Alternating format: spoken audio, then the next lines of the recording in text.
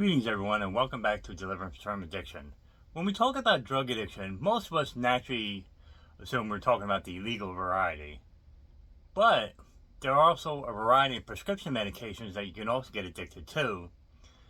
And it's not just opiate pain medicine that you can be addicted to, although that is one of the most common forms of prescription pills that you can get addicted to. The other sneaky addiction that most people don't know about that I want to talk about today is Xanax. It is a very sneaky addiction. Now, Xanax is actually a brand name, and I'm going to read the name from my book, so get it right. Xanax is a brand name of the drug Alprazolam. Alprazolam. I'm sorry for butchering that pronunciation, but Xanax is a brand name. It's a type of medication known as a benzodiazipine, or benzo for short, because that's a lot easier to say. And there's two types of benzos that are out there.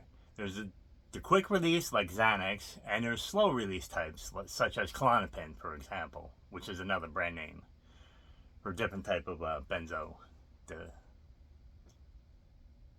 long release type.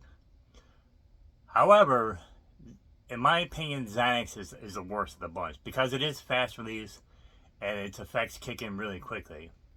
I mean, I'm not knocking Xanax for those that have benefited from it, and it's usually prescribed in small doses, such as 0.25 milligrams, and it's usually prescribed for anxiety as the number one reason it's prescribed. And I'm not knocking it for those that benefited from taking it.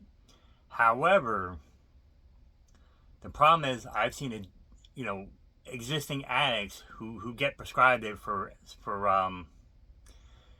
anxiety primarily, but because they had that addiction disposition in them, for lack of a better word, they tend to get addicted to the Xanax as well.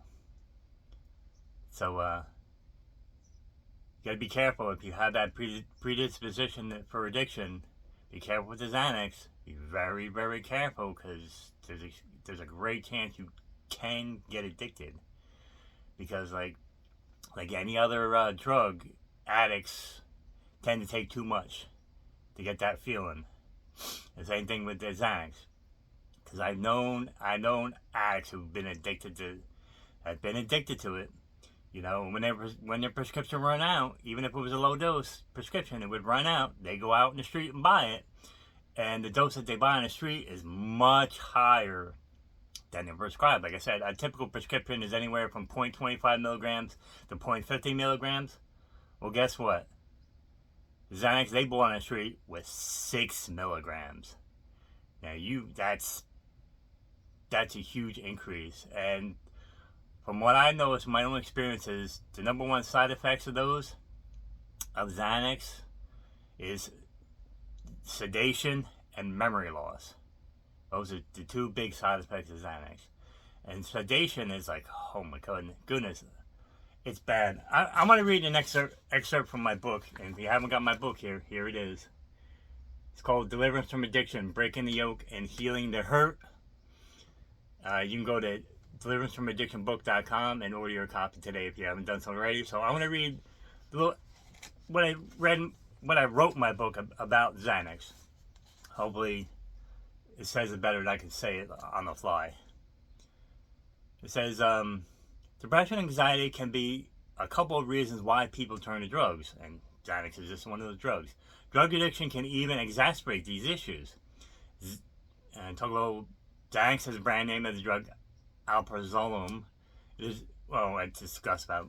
Let me skip past that part that talks about what Xanax is. And then I write, while I know a few people who have been prescribed low doses have no vulnerability to getting addicted to it, I have also known several addicted drug individuals who were prescribed Xanax by a physician for anxiety in particular, as I mentioned before. However, being an addict, it wouldn't take long for the person who would get addicted and abused. This would lead to the prescription running out before the next refill is available, and because they tend to take more than they're supposed to. That's the addict mentality. and the person be forced to buy it off the street to feed their addiction. The Xanax they bought off the street was usually in a much higher dose than prescribed by most physicians, like I mentioned before. These other side effects, which with the most common being sedation and memory loss, like I said. I have known people who were addicted to Xanax who slept half the day away, and I even knew one woman who passed out in the middle of receiving oral sex. That's a very true story because I was there. We won't talk about that. But the Xanax addicts I have known had a lot of trouble remembering things in general, even something as important as a doctor's appointment. Heck, one Xanax addict I knew would forget to take her prescription medication an hour later and would take it again. Now that's highly dangerous. This caused all kinds of issues for her, as you can imagine. All kinds of health side effects. It is because of my experiences with Xanax addicts that I have a strong dislike for this medication. I often warn others who are taking it about how highly addictive it is and about its damaging side effects. As you can tell from that excerpt in my book, I'm not a big fan of Xanax. I discourage people from taking it. Like I said, I'm not knocking the people who benefited from it, but I've seen it cause more harm than good. And like a lot of things that come from Big Pharma, there's way too much harm versus good in a lot of these prescription medications. And Xanax is just one of those prescription medications that you can easily become addicted to. So if you're on Xanax, be very, very careful and take it as your doctor prescribed. Do not overtake it. If you have trouble remembering when you took your prescription, write it down, record it, set an alarm, whatever you need to do to take it as prescribed. Do not take it more than you should be because you're feeling anxious or like, oh, I'm going to a certain situation. I feel really anxious. Oh, I need to get rid of this anxiety. Let me take more than I'm supposed to just to get rid of this anxiety so I can deal with this situation. No,